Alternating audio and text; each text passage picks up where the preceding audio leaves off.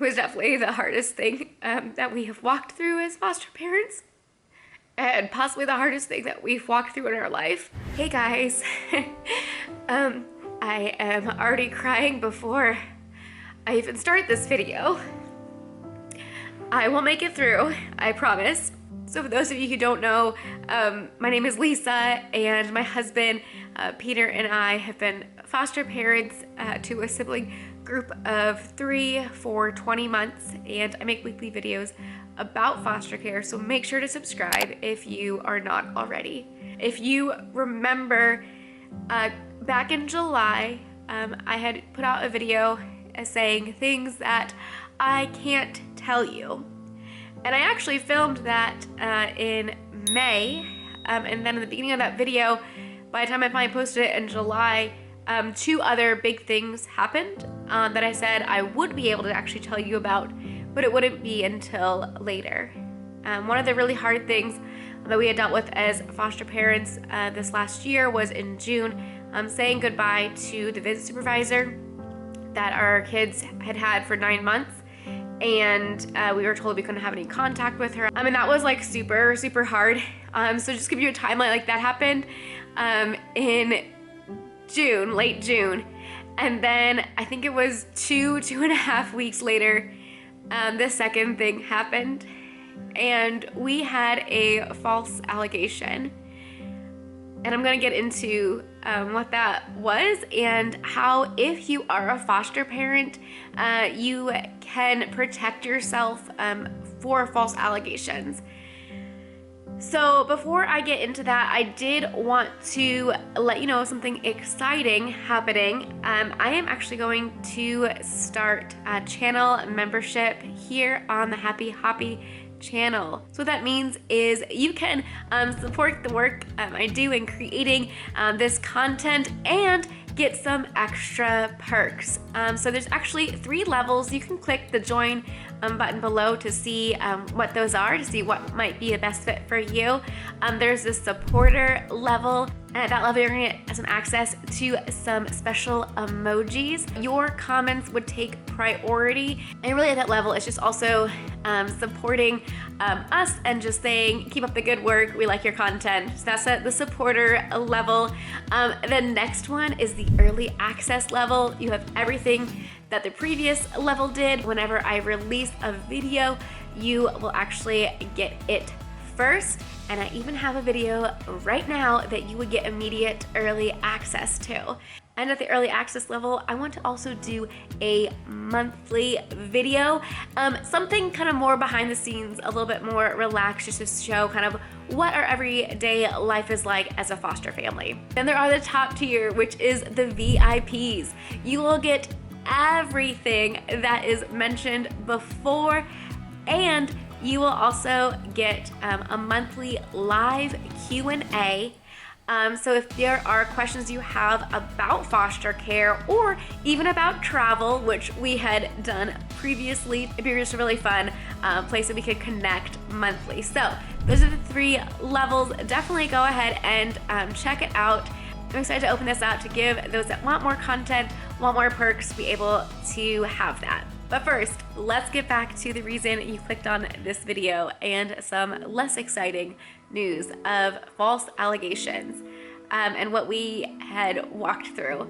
I will get emotional with this. I am going to share as much as I can with you without sharing too much, because there are just some things that I am not able to post publicly. So I'm just gonna share first some tips that as foster parents you can protect yourself from allegations, and then I'm gonna walk you through what happened with us and then how we kind of handled the aftermath of that. Whew, I'm gonna be okay. It's really hard to talk through this all and just like relive it, because it was definitely the hardest thing that we have walked through as foster parents, and possibly the hardest thing that we've walked through in our life. But as a foster parents, you know, we kind of know getting into this that there are possibilities for false allegations, but like you just never think that it's gonna happen to you. And you know, as foster parents, you go through a criminal background check, you get fingerprinted, you have someone come to your house and do a home study, all before you're even placed with kids. And during that home study, it's less about the home and it's more about you as a person and how your childhood was and how that might play into how you parent. And it's a lot of personal questions they ask. So, they fully vet you as a caregiver. But there are certain steps that you need to take to protect yourself. And I'm just gonna share my top 3 advice.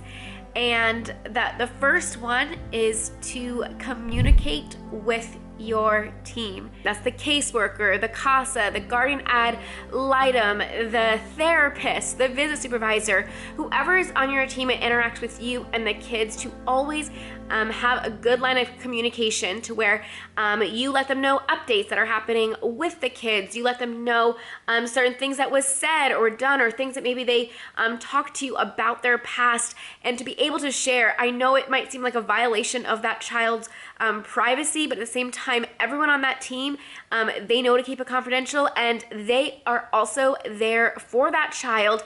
And it is important for them to know where that child is coming from in order to best support that child and also to best support you as the caregiver.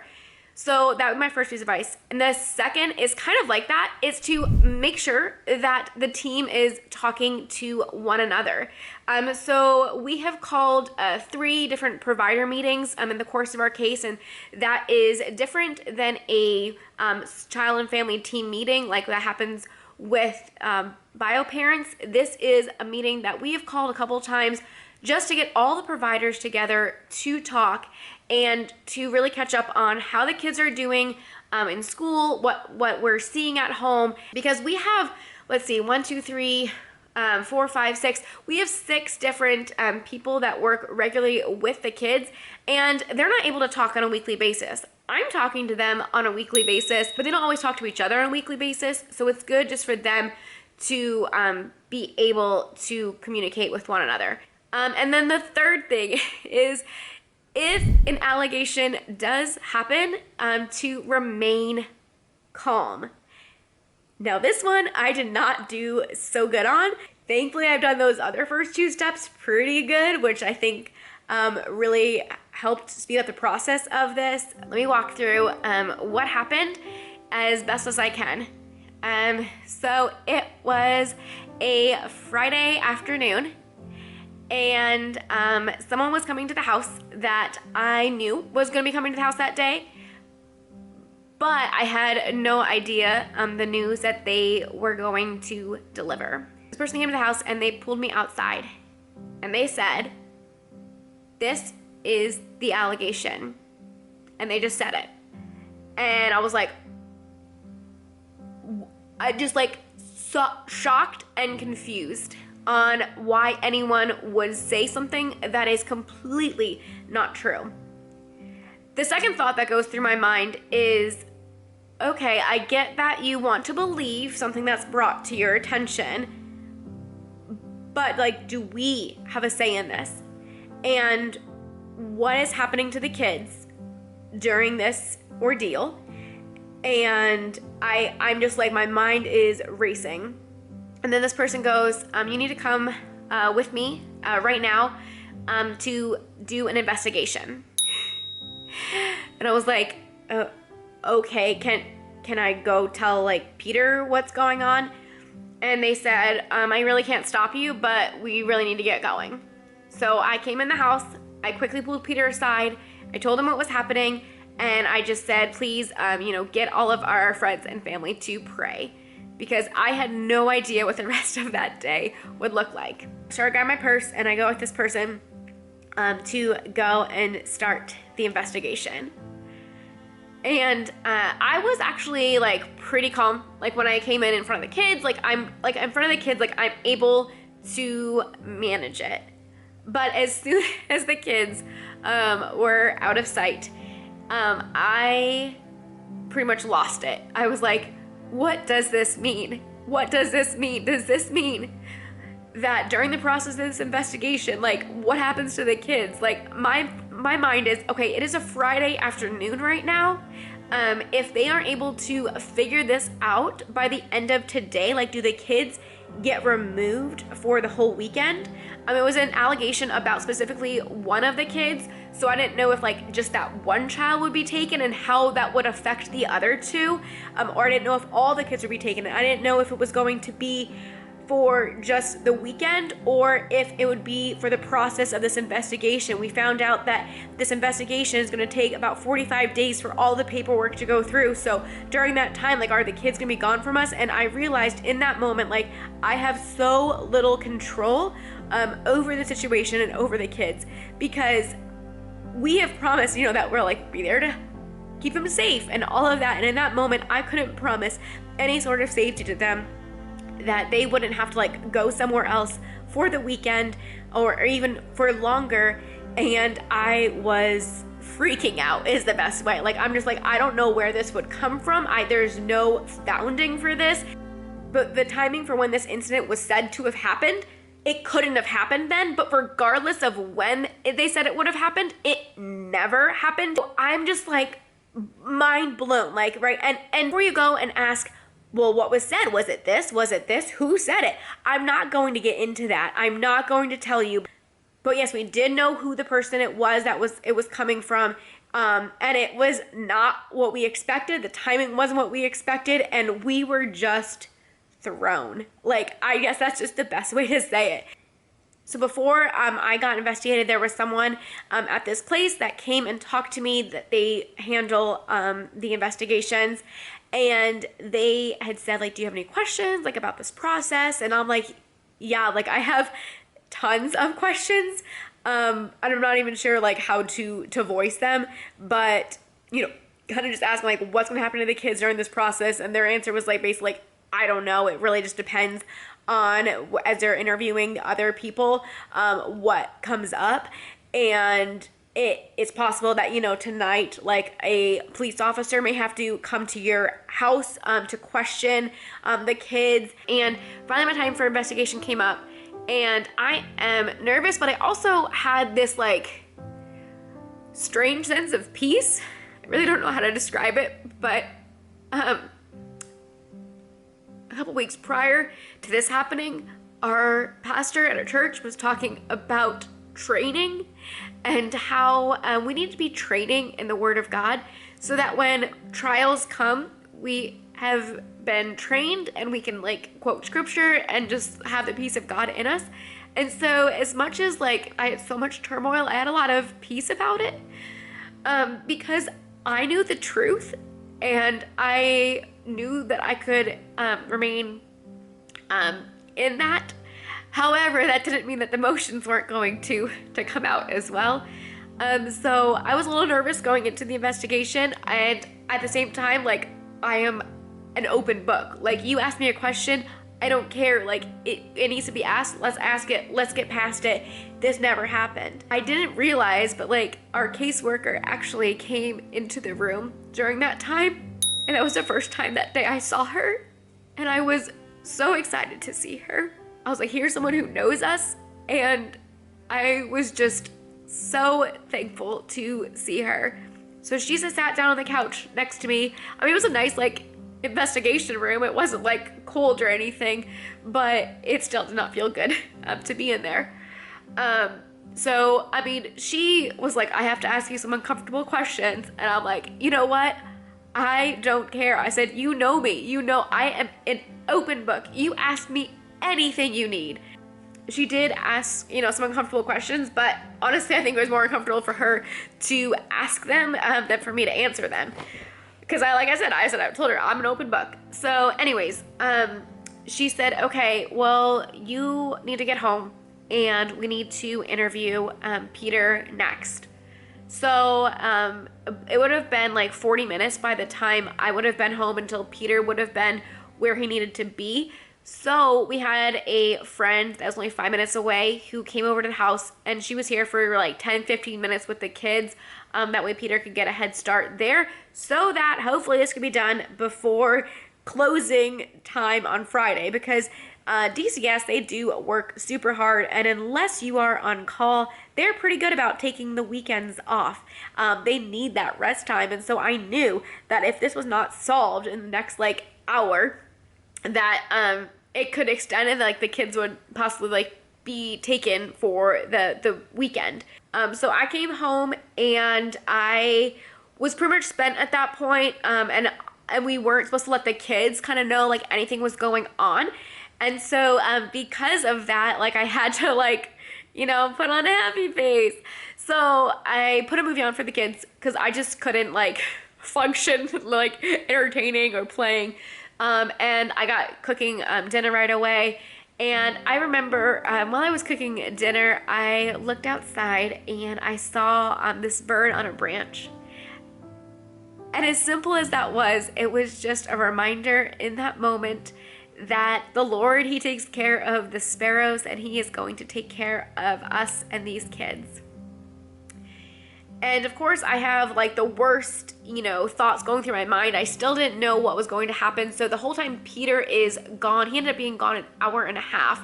The whole time he is gone, like I'm seriously waiting for a knock at the door and a police officer to come and say, hey, like we need to like talk to the kids, we need to do this. And so, or even like another DCS worker, like I was totally expecting that.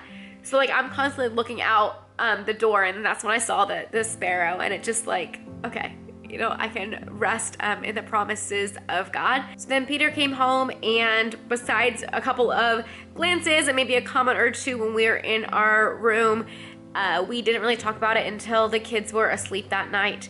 That night is kind of a blur. I honestly do not remember, but I do remember the next day, Saturday, I had a friend who was moving across country, and she was in town that day. So it was a welcome distraction. We were able to take the kids, and the whole day I'm half expecting like a text or a call and someone saying like, hey, you're out right now, like you need to get home, we need to come pick up the kids. Like I still was so unsure, and just honestly also grieving and hurt by the false accusation.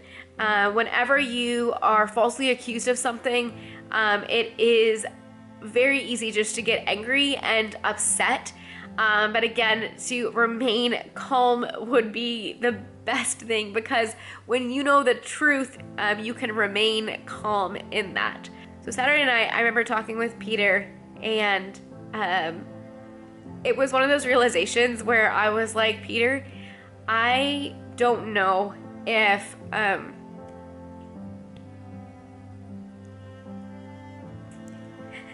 I don't know if I can continue fostering when we are doing everything we can to pour into the life of these kids, and then false accusations come up. And even though I know the truth, it may cause other people to question our integrity.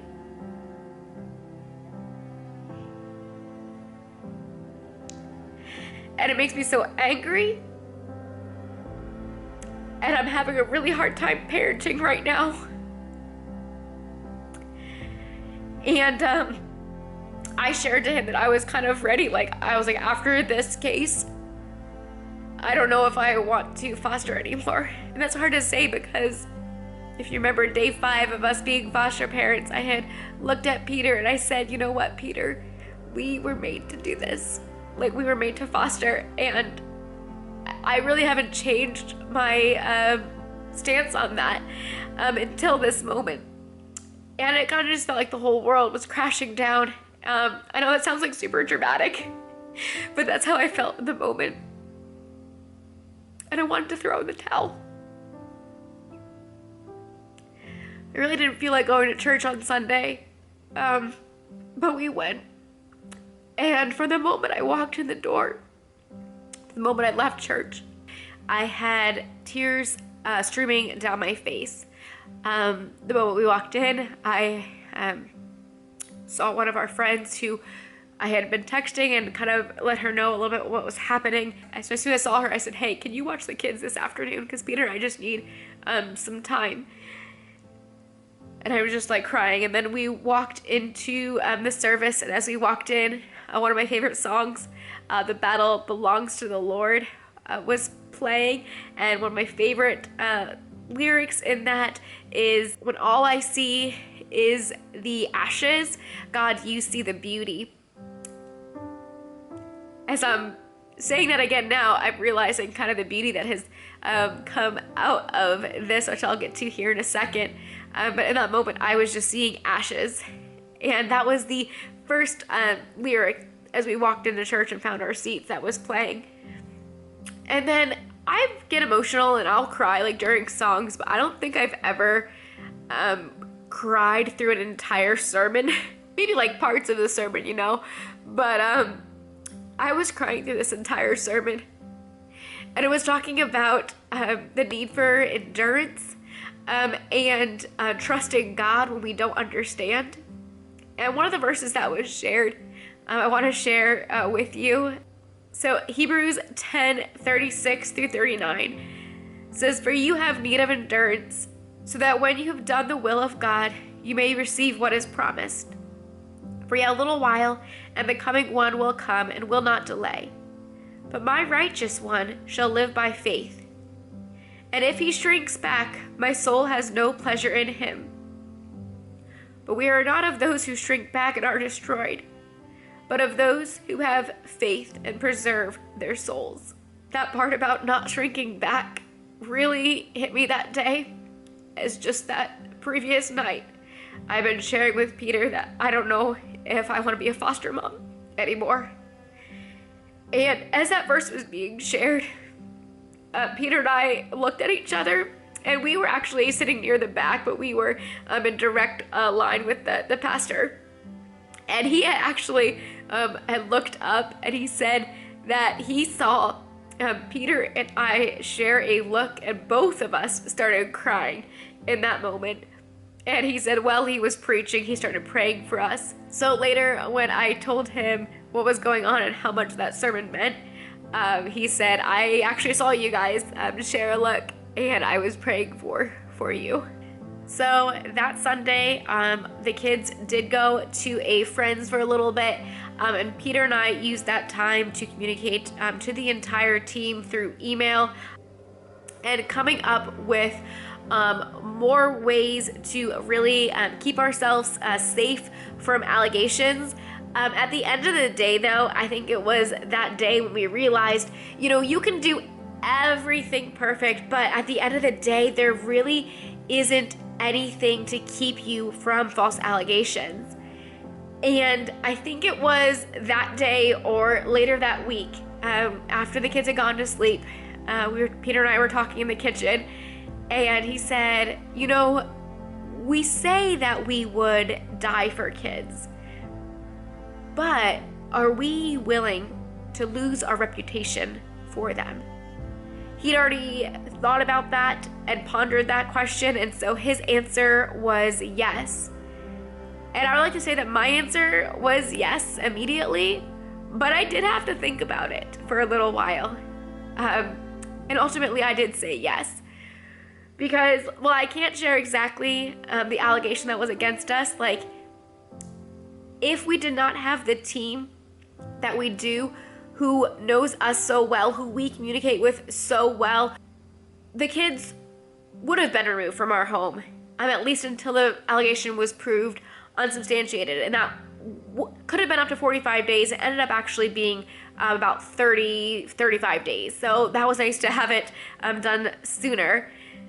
And not only that, but we could have lost our foster care license.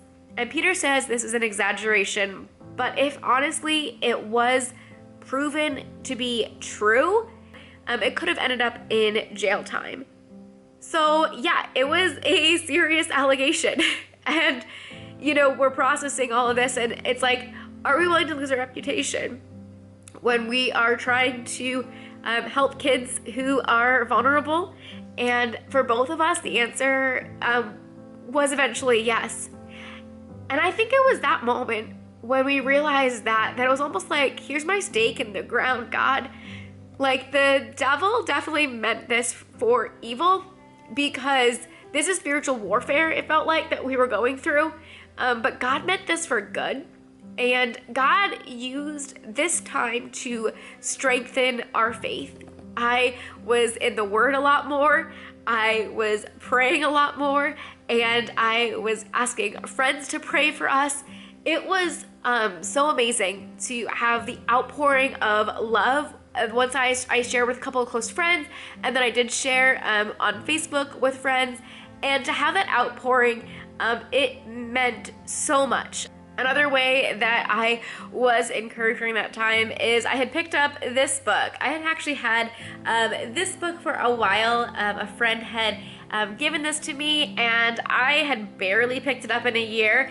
I was actually on day 4 when I picked this up. So it was pretty crazy. I had this almost for like 6 months, and I was on day 4 of the book. So I really hadn't been reading it that much, but when I picked it up, this is what I read. I'm just gonna read part of this to you. It says, even Jesus, perfect and in the act of bringing physical healing to broken bodies, was not spared accusation and condemnation. In the midst of doing the perfect work of healing, the Pharisees called a meeting and plotted to kill him. Further on it says, doing our best, even when doing it in the name of Jesus, doesn't absolve us from the attacks of the enemy. It didn't for Jesus, so why should we assume we're any different? I can't tell you how encouraged I was in the moment to read that.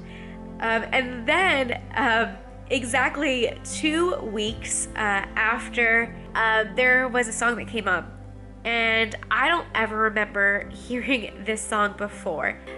The song is You Already Know by J.J. Heller, and I absolutely love her music. Everything around me seems uncertain, and my weary heart can't take much more surprise. I was so weary at this point. I wish there was a point on the horizon, something I could see with my own eyes. At this point, we still didn't know how the accusation was going to turn out. I'm scared, I feel completely unprepared, and nothing's what it was 2 weeks ago. Nothing's at this point what it was 2 weeks ago. But you already know. I got chills listening to this song when it came on. Already know everything I'm scared of, everything I hope. You hold my tomorrow, and all tomorrow holds. You already know. I can't tell you how encouraging that song was, and just the timing of when it came on. I play Spotify in the house, and it just like goes through random songs, and that song had never been played before. And this time that it was played, when it says nothing is what it was 2 weeks ago, was seriously an hour and a half prior 2 weeks ago to when the person showed up to our house and I went to be investigated. So we were told that it was gonna be about 45 days until the allegation would be completely done and the paperwork would be submitted and all of that. So it was actually a little bit over 30 days when we found out that it was proved unsubstantiated, which means that they just did not have evidence to support that this claim happened. So it was really just like, whew, sigh of relief when that happened. Like, I figured that's what would happen. At the same time, like, we've never walked through this. And so all of like the crazy fears that I had though, and the things that kept me up at night and had me just like worried, like the kids being removed from us, our license being revoked, like all of those things, like it never happened. And so I realized like I wasted a lot of energy worried about it. And you are able to, as foster parents, like after it's all done, request a copy of the report because that then shows the different parties, like what they said. Some of the information is redacted, but for the majority, it was mostly in there.